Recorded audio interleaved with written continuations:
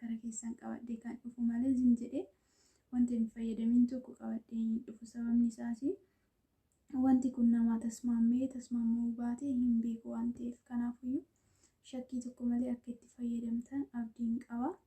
Itti fayyadamaa isiniin jedha.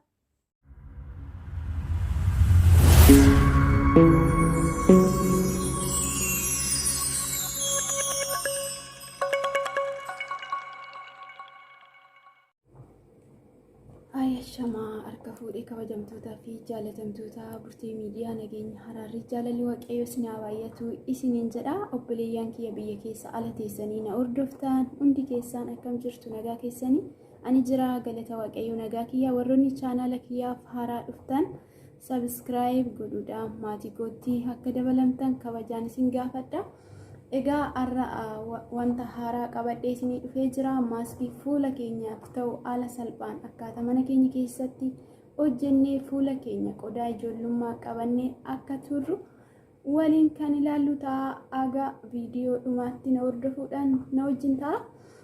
Egaa arra maaskii ani qabadhee isinii dhufee maalidha? Tokkoffaa loomiidha.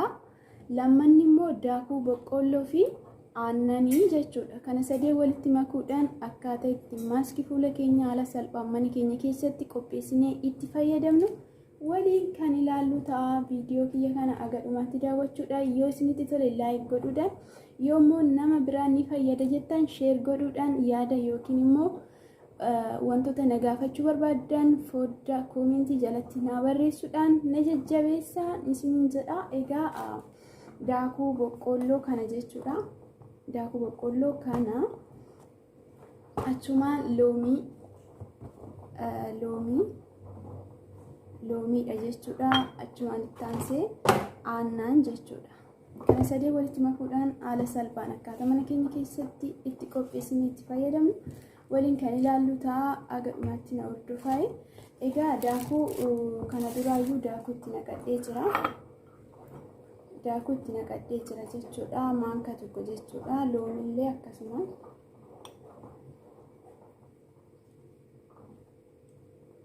loomillee maanka gimmaashii jechuudha. Loomiin baay'achuu hin qabu asiidii waan ta'eef jechuudha.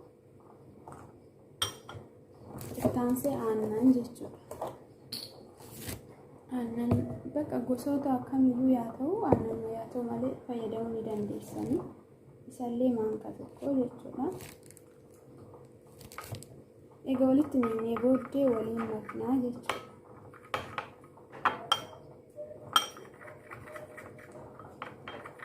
Waliin maknee kireemii ta'a. Kireemii kana immoo yeroo fuula keenya dhiqannee dibannee daqiiqaa 30 yookiin daqiiqaa 20 ofirra tursiisnee yoo dhiqanne baay'ee gaariidha. Fuula keenya nu haala saalasiisaa. Amma yeroo ho'aa waan ta'eef akka shiftaa garaagaraa nurratti ba'uu danda'a. Isa ofirraa ittisuudhaaf maaskii garaagaraa fayyadamuu qabna. Ani immoo wanta fayyadame tokkodha kara keessan qabadhee kana isinii dhufu malee wanta fayyadame tokko isinitti hin agarsiisu waan ta'eef kanaafuu itti fayyadamaa. Baay'ee bareeda. Fuula keessan qodaa fuula keessanii qodaa shiftaa qodaa shamashamuufaadhaaf baay'ee gaariidha. Egaa akkanatti waliin maktanii booddee meeshaa xiqqoo isheetitti naqattu. Meeshaa ishee akkana kanatti ni naqattan jechuudha. Asitti naqattanii firiijii keessa gootanii aga guyyaa 3 fayyadamuu ni dandeessan. Homaa hin ta'u firiijii keessa yoo gootan. Innaa amma yeroo ho'aa waan ta'eef ala yoo ta'e inni tabalaashaa waan ta'eef meeshaa akkanaatti naqattanii itti fayyadamuu ni dandeessan. Egaa maaskichi kana fakkaata. Amma immoo dibadhee kan isinitti agarsiisu ta'a. Dursa fuula keenya qulqulleessuu qabna. Egaa fuula keenya qulqulleessinee kaanee booddeedha kan dibannu. Dibadheen isinitti agarsiisa.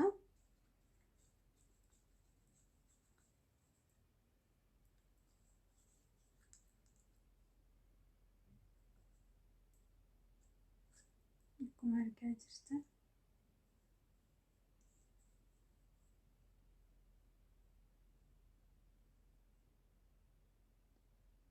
Dhugaa baay'ee lasaalasa das nama jedha. maaskii ariifidha. Itti fayyadama.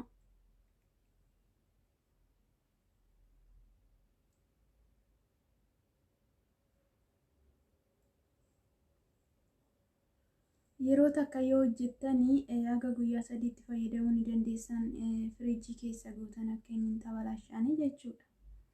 Kanaafuu gugurraachaa yookiin immoo akka shiffitaa garaagaraa fuula keessan irratti isin bahee kan jiraatu yoo ta'e isinii ni qulqulleessaa.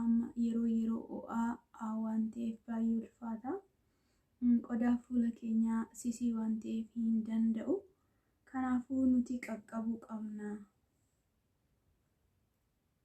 Isiniin jedha obboleeyyan kiyya. Ani immoo wanta fayyadame tokkodha kara keessan qabadhee kan dhufu malee isin jedhee wanta hin fayyadamin tokko qabadhee hin dhufu. Sababni isaas wanti kun nama tasmaamuu baate hin beeku waan ta'eef, kanaafiyyuu shakkii tokko malee akka itti fayyadamtan abdiin qaba.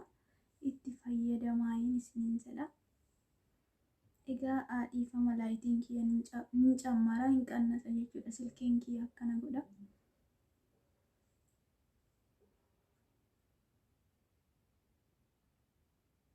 Egaa akkatti dibattanii booddee sirriitti maasaajii godhuu qabdanii. Maasaajiin baay'ee barbaachisaadha. Sababni isaas dibanne kun qodaa keessa akka seenu sirriitti maasaajii godhuu qabna. Egaa maasaajii goonee kaanii booddee daqiiqaa 20 ofirratti hojjisiisnee amma gadi dhugeen irratti goggogutti tursiisuu qabna jechuudha ofirra. Egaa ofirra tursiisnee nurratti goggogee booddee bishaan qulqulluudhaan dhiqanna, saamunaa osoo hin ta'in. Saamunaa yoo dhiqanne kan dibanne kun indaallee nurraa deema waan ta'eef dursa saamunaan dhiqannee fuula keenya egaa goggogsinee dibannee booddee gizee dhiqannu bishaan qulqulluu qofaan dhiqachuudha. Bishaan qorraa qulqulluu jechuudha. Akkasiidha. Amma dibadhee jira nagaa. Gulanammoo boodammoo jechuudha. Narratti gadi dhugee narratti yoo gogee dhiqadhee isinitti deebi'ee isinitti agarsiisa. Egaa akkuma argitan kinoo dhiqadhee deebi'ee jira. Fuula akkana fakkeessa.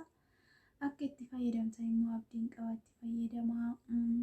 Jalqabaa kaasee haga dhumaa isinitti agarsiisee jira. Akkasiidha. Akka itti fayyadamtan immoo abdiin qaba isiniin jedha obboleeyyan kiyyaa. Warroonni haaraa dhuftan sabskiraayibii godhuudhaan, warri immoo maatii kiyya taatan nama biraa hin fayyada yoo jettan sheer godhuudhaan, yaada qabdan koomentii jalatti na barreessuudhaan na jajjabeessaan isiniin jechuu jaalladha. Egaa suma irratti dhaabaa. Viidiyoo biraatiin immoo akka walitti deebinutti turtii gaarii isiniin jedha. Baay.